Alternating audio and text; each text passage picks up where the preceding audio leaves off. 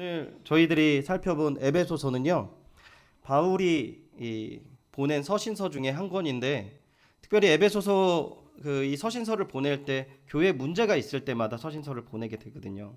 그럼 에베소 교회에는 무슨 문제가 있었는가 생각해 보면 이렇게 명확하게 이 문제였다라고 나오지 않습니다. 뭐 돈의 문제다, 무슨 문제다 이런 문제는 나오지 않습니다.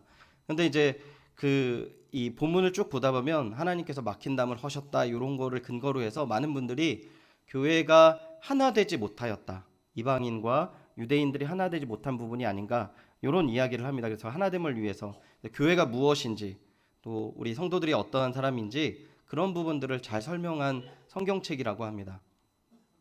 특별히 바울은 에베소서를 시작할 때 에베소 성도들에게 축복을 하는데요, 먼저 이렇게 축복을 합니다. 하나님 우리 아버지와 주 예수 그리스도로부터 은혜와 평강이 너희에게 있을지어다. 아멘. 가장 중요한 이 말을요, 모든 서신서에서 합니다. 아버지의 은혜와 평강이 너희에게 있을지어다, 이렇게요. 그러니까 모든 교회의 문제, 모든 교회의 유지, 모든 교회의 풍성한 앞으로 길을 가는데 가장 중요한 게 뭐냐? 여러분 이렇게 대답하시면 됩니다. 하나님의 은혜와 평강이 있으면 됩니다. 이렇게 대답하시면 돼요. 연희교회가 72주년을 맞았거든요. 근데 앞으로 지금까지 70년을 하나님께서 이끌어 주셨다면 앞으로 70년을 더 힘차게 이끌기 위해서는 뭐가 필요하겠습니까? 하나님의 은혜와 평강이 필요한 것입니다. 이 은혜와 평강이 우리 연희교회에 날마다 가득하고 흘러넘치기를 소원합니다.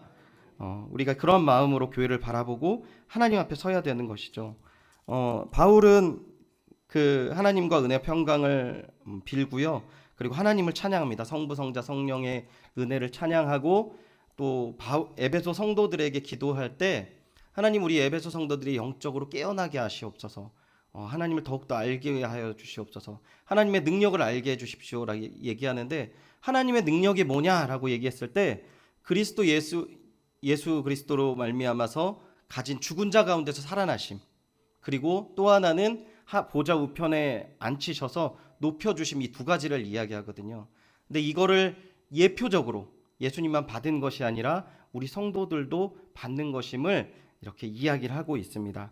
그리고 2장을 넘어왔을 때는 무슨 이야기를 하냐면, 사람들은 어떤 사람들인가, 인간은 뭔가, 성경이 말하는 인간의 진단, 인간의 상태에 대해서 이야기를 합니다.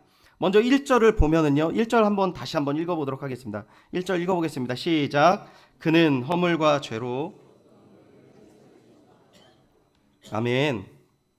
1절 이야기하고 있는 게 무엇이냐면요, 허물과 죄로 죽었다라는 것입니다.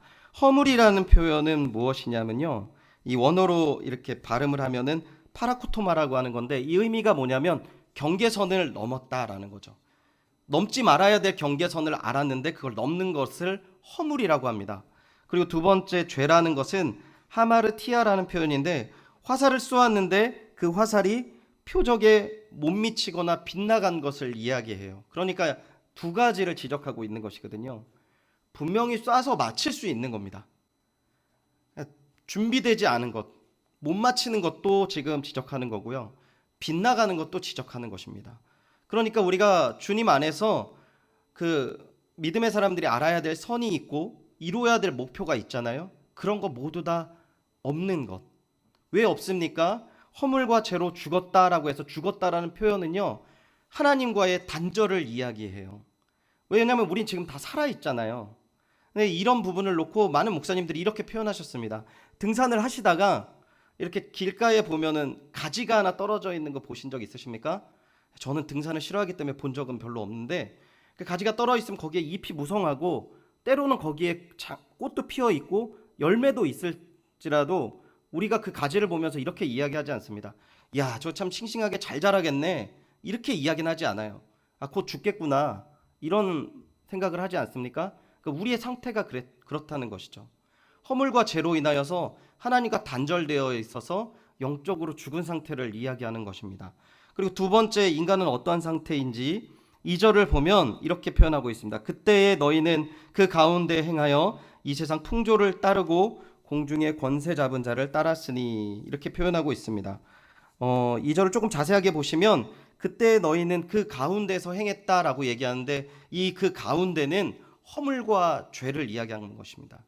그러니까 경계선을 넘고 표적을 맞추지 못하는 그런 상태에서 어떻게 살아갑니까? 이 세상의 풍조를 따랐다고 합니다. 세상이라는 것은요, 성경적으로는 굉장히 부정적인 입장에 있습니다. 이런 표현을 쓰시더라고요. 하나님이 없는 상태에서 구조화된 체계를 이야기합니다. 하나님이 없는 문화, 하나님이 없는 어떤 정치, 하나님이 없는 교육, 이런 것들을 이야기하는 것이죠. 그런데 이것을 풍조를 따르고 해서, 풍조라는 것은 생활 방식인데 여기서 따르고 해서 능동적으로 표현을 하지만 뒤에 보면은 공중권세 잡은 자를 따랐으니 곧 지금 불순종의 아들들 가운데 역사하는 영이라라고 해서 사실은 우리가 따라가고 있지만 본질적으로는 끌려가고 있는 모습을 형상화하고 있어요. 그러니까 뭘 이야기하냐면 너희들은 죄의 노예다. 그래서 1절 뭘 이야기하고 있습니까? 너희들은 죽었다. 허물과 죄로 죽었다. 그리고 너희들은 죄의 노예였다. 그러니까 결국은 무엇이 됩니까? 3절 하반절을 보면 본질상 진노의 자녀였더니 라고 얘기합니다. 우리는 본질상 진노의 자녀라고 합니다. 그러니까 하나님과 완전한 원수 관계라는 거죠. 그 이야기를 합니다. 그게 바로 인간의 상태예요.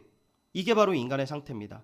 그런데 우리가 어떻게 하나님 앞에 나가고 어떻게 살 수 있습니까? 4절 한번 읽어보도록 하겠습니다. 4절 읽어보도록 하겠습니다. 시작.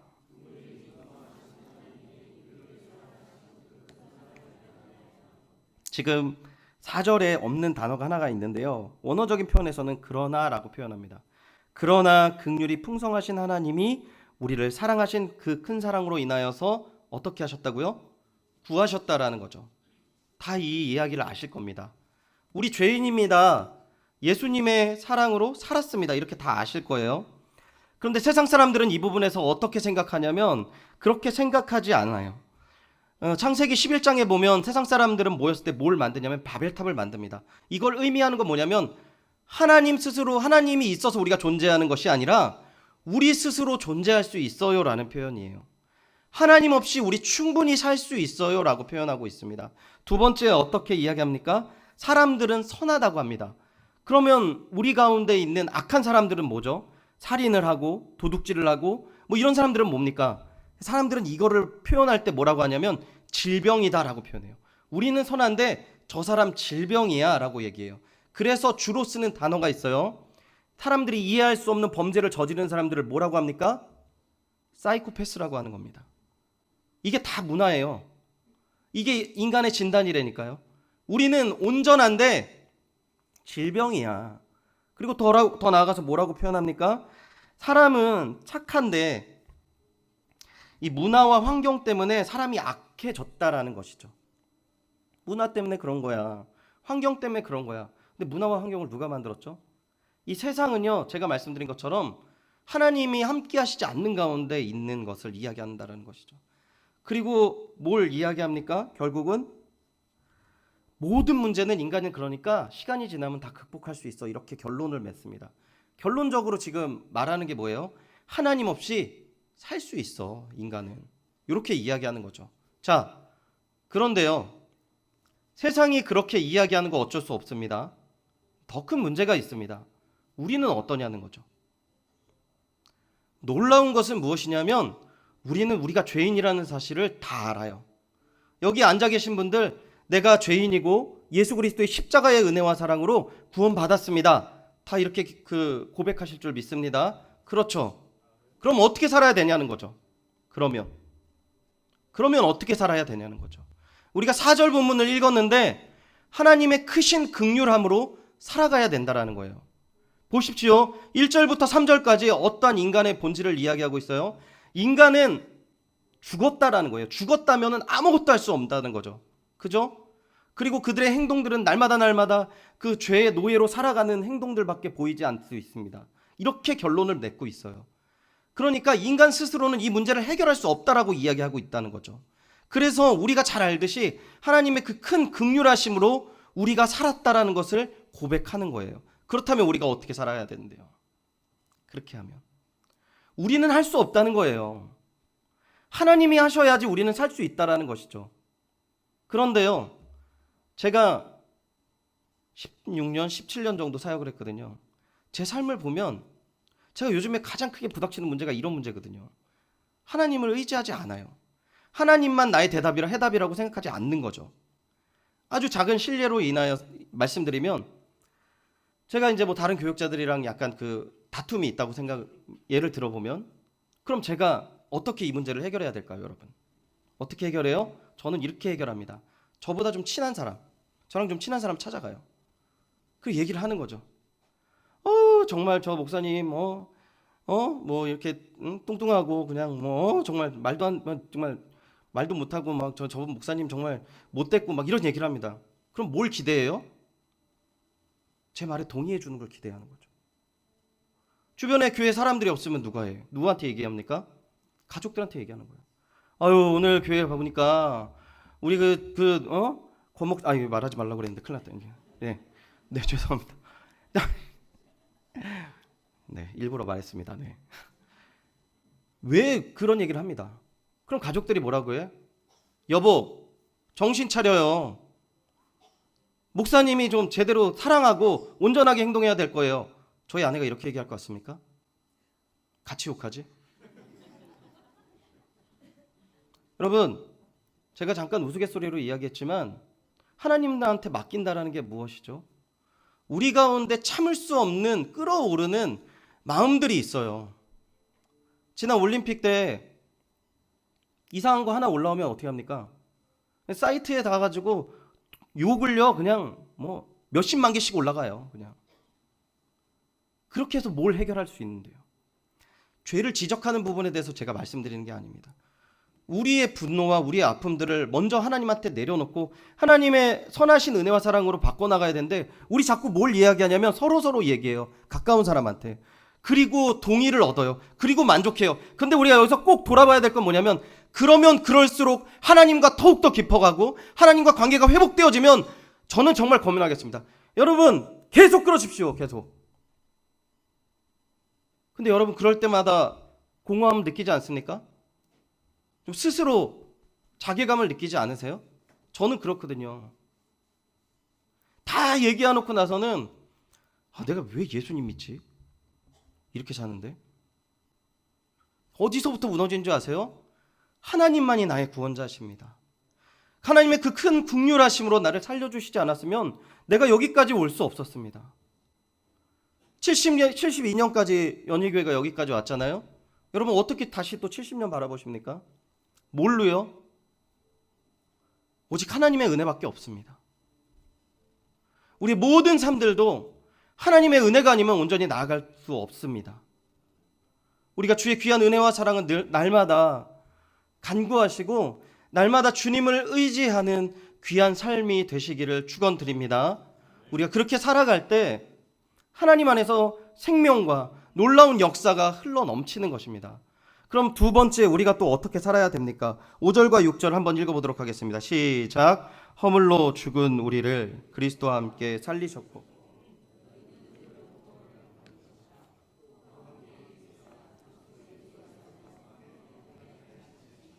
아멘. 5절과 6절을 다시 한번 좀 보시면요, 허물과 죄로 죽은 우리를 그리스도와 어떻게 한다고요?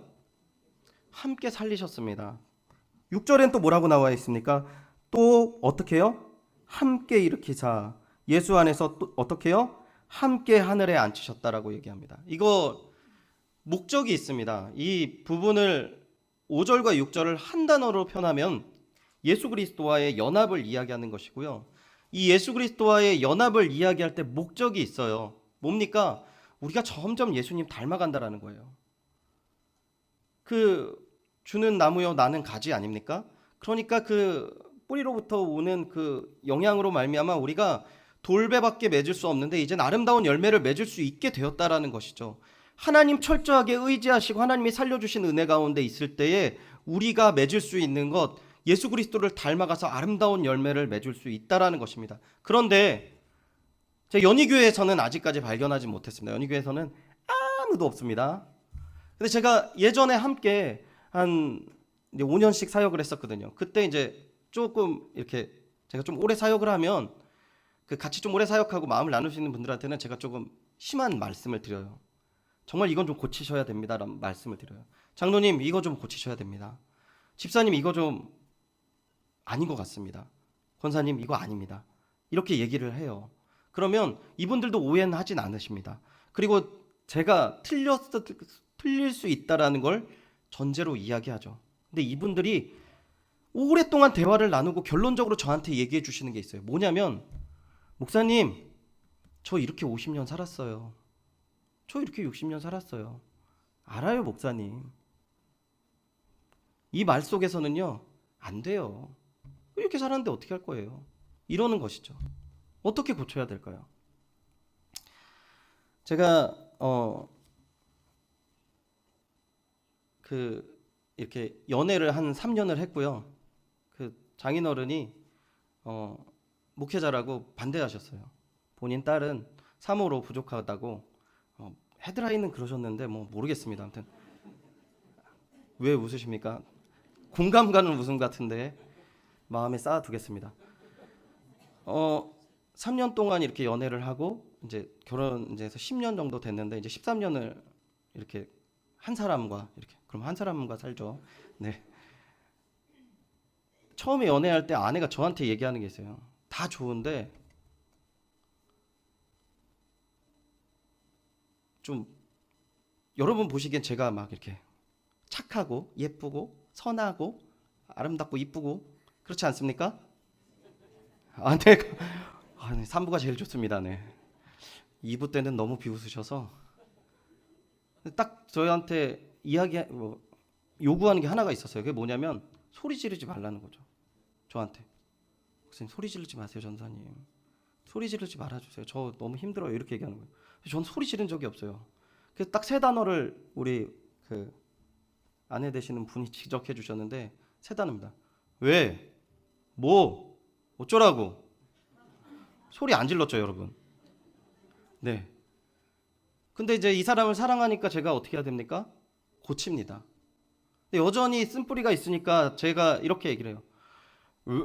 잘못했어요. 이렇게. 일단 무릎을 꿇습니다. 더 그럴 수밖에 없는 게 제가 뒤늦게 아이를 낳거든요. 한 40대에서 딸아이를 하나 낳는데 이 딸이요. 일로 와, 일로 와, 일로 와, 아빠한테 와. 이러면 아빠 하고 뛰어가는 게 아니라 울어요. 저리 가! 뭐 이러면서. 여자애는 말이 빨라서 요즘에는 막 발로도 차고 막 그러는데 이제 이런 모습을 보면은 제가 말투를 바꿀 수밖에 없어요. 왜냐하면 저는 딸을 사랑하거든요. 저는 아내를 사랑하거든요. 그러니까 제가 바꿔갈 수밖에 없습니다. 소리를 점점 낮춰야 되고요. 아내가 원하는 걸 해야 됩니다. 그렇지 않습니까? 자, 다시 본문으로 와서요. 여러분 예수 그리스도를 사랑하는 줄 믿습니다. 얼만큼 사랑하세요? 얼만큼이요? 얼만큼 살아오셨길래 한평생 여기까지 오셨습니까? 모든 중요한 것보다 예수님이 더 좋아서 여기까지 오신 것 아닙니까? 그리고 이 자리에 앉으신 분들 중에서 주님, 나의 생명보다도 예수 그리스도가 더 좋습니다. 내 복음을 위해서는 이 생명도 드릴 수 있습니다. 라고 말씀하셔서 여기까지 오셨잖아요. 아닙니까? 그리고 그 사랑하는 마음으로 우리 연약한 마음 부분들이 드러난다고 생각해 보십시오. 그럼 어떻게 해야 되겠어요, 우리가? 중요한 건 고칠 수 있다는 것입니다. 제가 이 말씀드릴 수 있는 사건들이 있는데 직접적으로 통화를 못해서 이 자리에 말씀 못 드리겠지만 고치지 않으면은 뭐 그냥 넘어가는 줄 아십니까? 그럴 수도 있어요. 근데 제가 그 어려움으로 인하여서 제가 보게 된 거 몇 가지는 가정이 무너지고요. 교회에 일이 생기고요. 그 어려움들이 계속 일어나는 것이죠. 분명히 하나님께서 이것을 아프게 하셨다는 이유는 고치게 하시려는 과정이 있으시고 예수 그리스도를 사랑하는 마음이 있다면 하나님의 크신 긍휼하심으로 인하여서 우리가 이 문제를 고칠 수 있다는 것입니다. 특별히 이 자리에서 내 연약한 쓴뿌리가 기억이 나시는 분, 죄가 기억이 나시는 분이 있다면 하나님의 그 크신 긍휼하심과 여러분이 예수 그리스도를 내 목숨보다도 사랑하시는 그 마음으로 인하여서 깨끗이 씻어 내려가고 고치시기를 축원드립니다. 그리고 마지막으로 우리가 함께 7절을 같이 한번 읽어보도록 하겠습니다. 7절입니다. 시작. 이는 그리스도 예수 안에서